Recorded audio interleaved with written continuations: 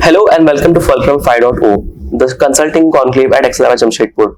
I'm your host Vishal Achari, and joining me today is Mr. Akhilesh Sahu, Managing Director at Alvarez Marsal, with over 16 years of experience helping organizations achieve breakout growth and lead large-scale business transformations. He has worked across industrial and commercial goods sectors, spanning building materials, automobile, appliances, two-wheelers, helping companies reimagine growth through growth strategy, consumer insights, and digital innovation. Sir, I welcome you to XLRI Jamshedpur. Pleasure to be here. Before joining A&M, Mr. Sahu was a partner at BCG, where he led marquee projects in growth strategy, customer experience, and GTM acceleration for some of India's most iconic brands. And someone like me who has worked at Royal Enfield, I'm personally excited for this conversation because it's not every day you get to meet someone who has led change for India's biggest companies. Also, it's my pleasure to mention that Sir is an alumnus on XLRI Jamshedpur, and it's my heartfelt pleasure to welcome you back to the campus. And let's start off with that. How does it feel to be back on the campus after around 11, 12 years? Yeah, almost 15 years now. It is a fantastic experience to be back on campus. Right. XLRI doesn't look the same at all. Honestly, it looks like a corporate campus now from the old old school charm which the original campus had. It feels truly upgraded and new, to be honest. Right. Talking from a student perspective, what were your favorite spots around the campus to hang out at? So I did go around and have a look at what are the new places. I'm yet to go back to the old part where Vishuddha used to be there. I don't know if he's still there. It's still there. Okay. Right. It continues to be our favorite too. Okay. Also, starting on a lighter note, during your time, what were your subjects that you really liked studying? So I liked finance a lot. I liked strategy a lot. I liked OB a lot. Oh, right. So those were some of my favorite. I liked the marketing course taught by Pingali Venugopal. Right. I loved the economics of strategy course taught by Soma Damodaran. Right. So those were some of the courses which I actually still use after 17 years. And that's our next question. That do you still find it relevant after like so many years of your MBA? I think the most relevant course I learned were two. I think one is OB. OB is all about behavior and it's part and parcel of everyday life. Right. And the second was economics of strategy. I don't know if it is still taught here. That's an elective. It's been offered to us. I think that honestly, no other course has taught me about strategy as much as that course did, and I still use it. Right. That's glad to hear because even we are going to learn it in our SEMs ahead. So starting off with the first question from the podcast. You have worked with some of the biggest industrial sectors and companies. My first question would be, what drew you towards strategy consulting and what kept you at it after so many years? So, the honest answer is nothing drew me towards consulting. I was actually trying to avoid consulting when I was on campus, but I ended up in consulting. Right. So, I started with Accenture Strategy, then I moved to BCG. And just last year, I have moved to Alvarez Marsal as MD. I was a partner at BCG, and I was a engagement manager at Accenture Strategy. It just happened that I ended up there. But what has kept me there for now a decade and a half is, I think, the newness of the job. Right. I personally believe there is no great work. If you ask me personally, there is no great job. Whatever you do, in a year and a half, you get bored. Right. Okay, and it becomes mundane, no matter how exciting the work which you have. True. And hence, what really has kept me in consulting is the job keeps changing every 3 to 6 months. You're always moving to a new sector, to a new topic. So what you are working is always fresh. Right. The people keep changing. So there's a lot of flexibility in that profession. Right. Also, the profession is very sorted. Unlike, I have not worked in industry, but I've seen them closely as my clients. I think the consulting profession is very well sorted. Every 2 to 3 years, you either get promoted or you are asked to find another job. And what that means is that every 2 to 3 years, what is expected from the firm, what the firm expects from you, I think fundamentally changes. On a personal level, growth of knowledge as well, I think it's a quite gifting job as well. I mean, you have to constantly change yourself. So you always have to be on the cutting edge, right? Because at the end you're giving advice, right? Advice to a lot of times your batchmates who are on the other side, right? So you at least have to be a few steps ahead of them, and hence thinking, problem solving, staying ahead is part and parcel of this job, and that also I would say is if you are that kind of a person, this is the kind of job for you. Right. So often when I study case now, a lot of times my professor tells me that Vishal, not the solution, but look at the problem solving approach. Now you have been in this industry for, again, we discussed 12 years, 13 years now. Sorry, 17, 18 years, my bad. How has your approach changed towards problem solving now? When you started versus today as managing director, how do you look at a problem and what is your first thought process, or how has it evolved over the years? See, the basics of problem solving have not changed. If you ask me personally, what has happened is over the years, there is a lot more tools available now with generative AI to assist you in problem solving. So while the basics in terms of gathering the data, building the hypothesis, testing, validating the hypothesis, using that issue tree approach has not changed, but things have become a lot faster. I think the thing which I have added, and which I'm sure people with experience keep adding, is adding the emotional part to problem solving as it, right? It's not just about solving the problem, but it is also about communicating that answer in a manner that the other person agrees with the answer and is willing to make the change on the ground, right? That is a large part of consulting. So I think a lot of my focus actually now is how do you frame the answer, not just solve the problem, and in a manner that is palatable to the end customer who needs to make that change. So you mentioned a hot topic called AI. And we have been talking a lot about AI as well. Today's consulting is centered across AI. I wanted to know from your perspective, since it's a new technology or new innovation that has led to some differences in the industry, how do you plan to or have already incorporated AI in your day-to-day life? And what do you think are some boundaries that you set for AI, since it's very unpredictable, it can hallucinate at times, right? So what are some things that you look forward to in AI, and what are some boundaries that you have set for AI? See, AI has fundamentally changed and is changing the way we work. It is like an horizontal technology, right? It's like electricity. You can use it for whatever you want. I think consulting firms are the first to adopt because we need to be ahead in the curve. So all the grunt work which happens in consulting, which is all data gathering, solving, analyzing, all of that now with AI has become much, much faster. Okay. So that for sure we are using. Then there is a lot of slide writing which happens. We are using AI for that. So I'll give you a practical example. Every time I go to meet a CEO, an MD for the first time, generally what I do, I prepare for the discussion, right? So I will put a team of 2 analysts who will find out about the industry, find out about that company, find out about its competitors, get all the financial analysis done, and give me some pointers specific to that individual, what I can be speaking to. And this will take around a week for 2 people to do. Now it is just one deep research at ChatGPT or Perplexity. That's all. We don't need to invest 2-man weeks into something this, unless there is some proprietary data which we are trying to use. Anything which is on public domain, I don't think any human can now do a better research and synthesis of things which are in the public domain. So has it affected the jobs in any way, in a positive or negative manner? Positive is exactly you talked about. But negative manner, what do you think are some effects of AI coming in this early and disrupting the industry of sorts? So are you speaking about consulting, or are you speaking more in general? Consulting, we can talk about consulting. In consulting, it has not impacted. Okay. In fact, if you ask me personally, my personal view is it is a great boon for the consulting industry. I'll give you a meta message. The broader message is that consulting runs on chaos. Okay. Where there is more complexity and where there is more chaos, consulting thrives. And with GenAI coming in, there is more complexity. It's easier to do things, but now everybody can do those things. There is more, I would say there are, like you mentioned, hallucination. There are a lot of fake data. There's a lot of hallucination, which is creating, I would say, a need for consulting actually is growing. So for the industry, it is very good. And also a lot of the grunt work, which in my mind was low margin work, which is gathering data, analyzing data, building hypothesis. I think that is getting automated. And when it gets automated, I think it is better for the industry. We actually move up the value chain in problem solving.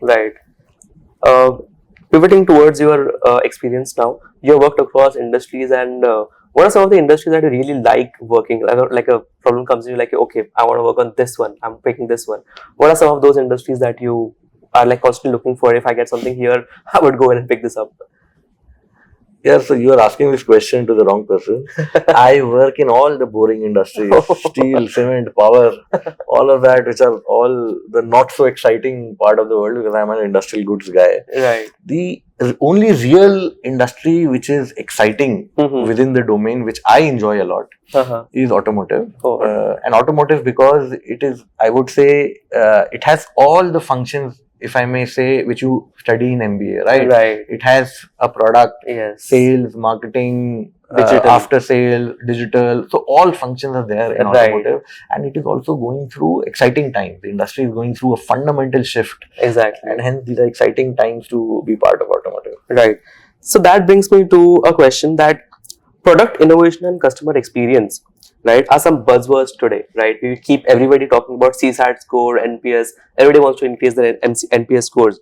So what is the fundamental difference between companies that actually builds around customers and the one who just chases these numbers and targets? Yeah. So, Vishal, you worked with Royal Enfield, yes, and I did a customer experience program with Royal Enfield. Okay? That was my program, how to enhance customer experience. Right. See, if you ask me fundamentally, it's not about the metrics. If an organization is truly customer centric, metrics are only telling you whether you are moving in the right direction from wherever you are. Right. Right. So it's not, if an organization, in my view, is looking at the metrics, then most likely they will also do something about it. Okay. Right. But the question is, are you truly customer centric or are you talking about it? Exactly. In my mind, the difference is between success and failure. Beyond a point, we all live in customer centric world. Right. Okay.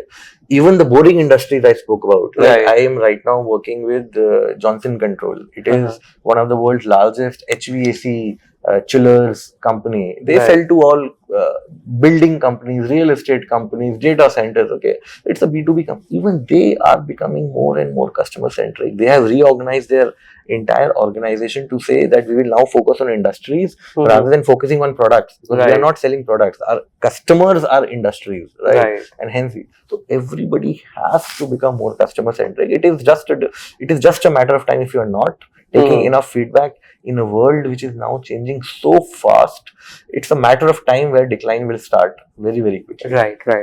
That's a well thought perspective that I was not really aware of. Moving on to, like, as I come from two-wheeler industry myself, and with my experience at Royal Enfield, I've seen how customer aspirations across the purchases change rapidly, right? They want this at particular time, and within 7-8 months, it changes. From your vantage point, how do you think the Indian automotive industry is changing now, both four-wheeler and two-wheeler, and what are some trends that you see coming in the recent future? See, automotive right now is at a fundamental, is going through a fundamental shift, if you ask me, right? See, every industry, when there is a new technology which can truly disrupt when it comes, it takes a little bit of time because the incumbents typically are not quick to move there. Right. And then some new players come and they disrupt, and then the old guys get up. That is how disruption happens across industry, and we are at that disruption moment in automotive. I'll give you an example from other industries. When LED came in, none of the electricity lights companies took it up. Exactly. It was Cisca, which out of nowhere became the LED company in India, and a new company was born, and then others moved into Cisca LED. Cisca LED, exactly. Right? Kent RO. RO. The water purification before that was just candle water purification. Right. When RO as a new technology came in, Kent was the first one. Before that, Eureka Forbes was the leader in candles. Right. So whenever such a disruption happens, the old guys are slightly slow to move because they have invested so much in the existing. The same is happening in automotive. Tesla has come out of nowhere. Right. Okay. It is the auto industry was not disrupted in the last maybe 40, 50 years. It was the same set of guys, maybe 10, 15, 20 players who can move up and down a little bit, the US and the Japanese and the Koreans. It was largely them. Now suddenly you see the Teslas of the world and the BYDs of the world, which are completely shaking. The same thing is happening in two-wheeler also. Ola came from nowhere. Ola had no right to win. If Bajaj had taken it seriously, or a Hero had taken it seriously, or a Honda had taken it seriously, Ola had no right to exist, or Ether had no right to exist, if you ask me. But they did not. Why? Because in large organizations, the weight of the current organization weighs you down and doesn't let a new, new technology or a new idea thrive. Right. But having said that, there are deep pockets which the old guys have, and they will now catch up. All of them now, you see, have come up with electric vehicles, and they will give a tough fight. But the industry is disrupted. There are new players, they are not going anywhere. And even more will keep emerging, because I feel some of the older guys have delayed it maybe by 5 years, what they could have done 5 years earlier. Right. So the recent GST decrease as well, and we look at India's disposable income, it is growing with a growing GDP as well. And when I was analyzing my numbers, we saw that the industry is moving towards a premium segment now. People don't want to buy commuter motorcycles below 125cc. They want to buy on the higher end. Similar trend is in cars, wherein now more of SUVs are sold instead of hatchbacks, right? India was a hatchback country. Now it's more of a SUV country, and sedans have stayed like on a flat curve. And now with the current GST drop, the sale number have come in. How do you think that would affect the entire industry as such? Because will it be more focused towards giving premium offerings to the customers, and will it affect EV industry anyway, which is again because of FAME subsidy, people are buying EVs a lot because they were getting a huge discount. Now if there is no FAME subsidy and there are still talks about it, how do you think that would affect the entire EV boom that we are talking about? So I'll give you a couple of points from my side, which are slightly different to what you're saying. Right.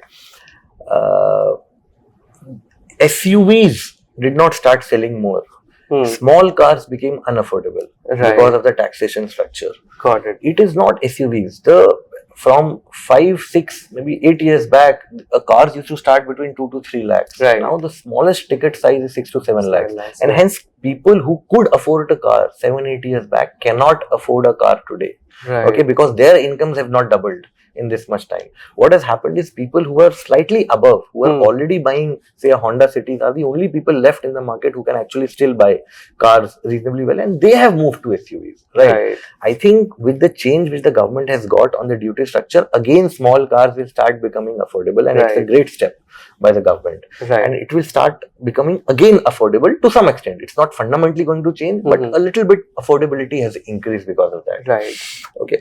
Your second point was around FAME, right? And the subsidy. See, at some point the government has to move on, and the industry has to stand out on its own leg.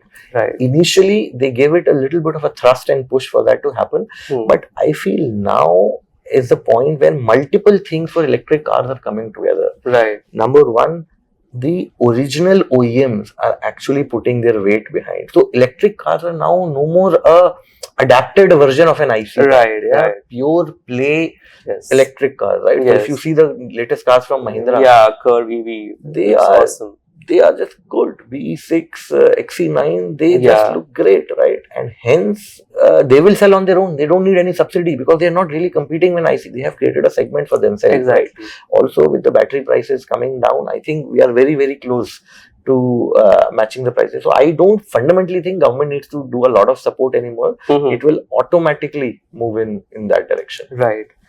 And also regarding the EV infra at our country currently, do you think we are at, I mean, we're obviously not at par with other countries, but by what year or how many years do you think India will truly become an EV-centric nation in terms of automotive?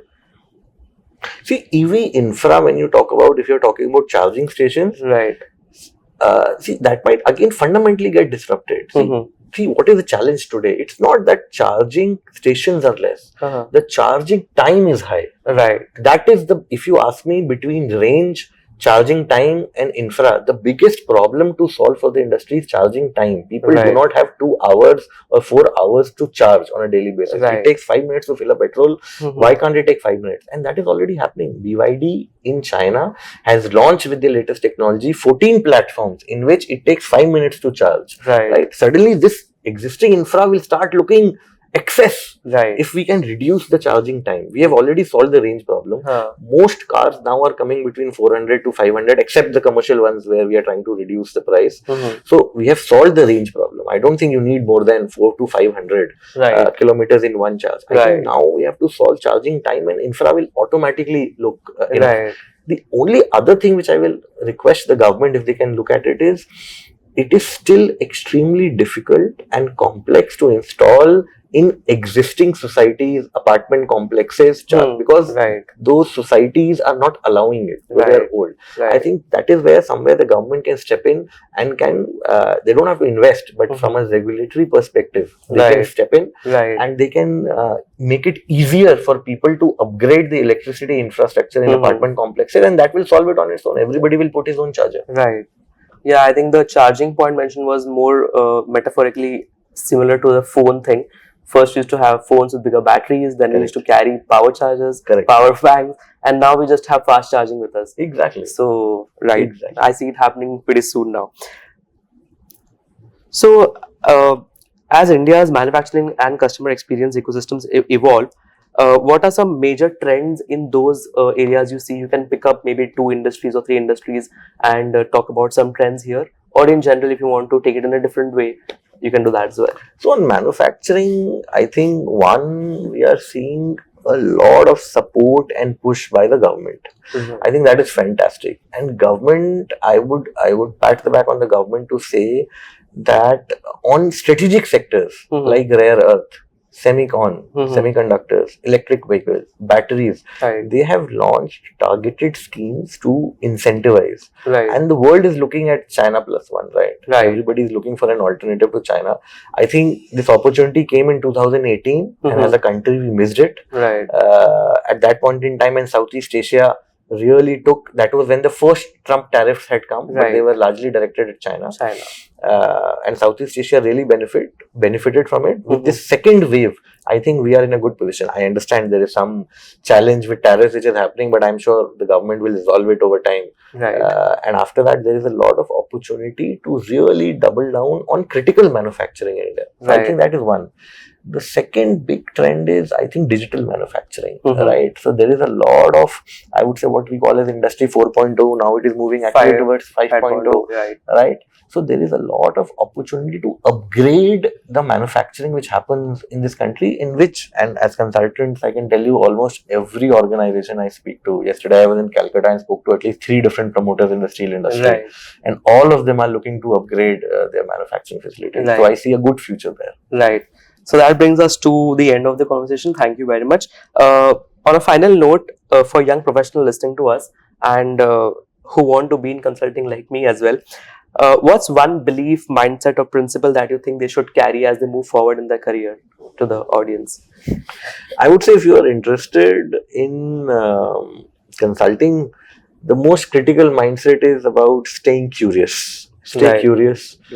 Keep learning new things. Keep picking up, because at the end, fundamentally in consulting, our job is to stay 2 steps ahead of the curve. It's not 5 steps ahead of the curve. We are not scientists. We are not really reimagining the future, but we are 2 steps ahead of people who are giving advice, so that we are continuously pulling them ahead. So stay curious, keep learning new things, keep on top of the trends which are there. And I think that is it. Thank you, sir. It was great talking to you, and I'm glad to have you back on campus. I hope you enjoy your time here. For audience, thank you. I hope you learned something useful today. I'm your host Vishal, and see you on the next one. Thank you. Thank you.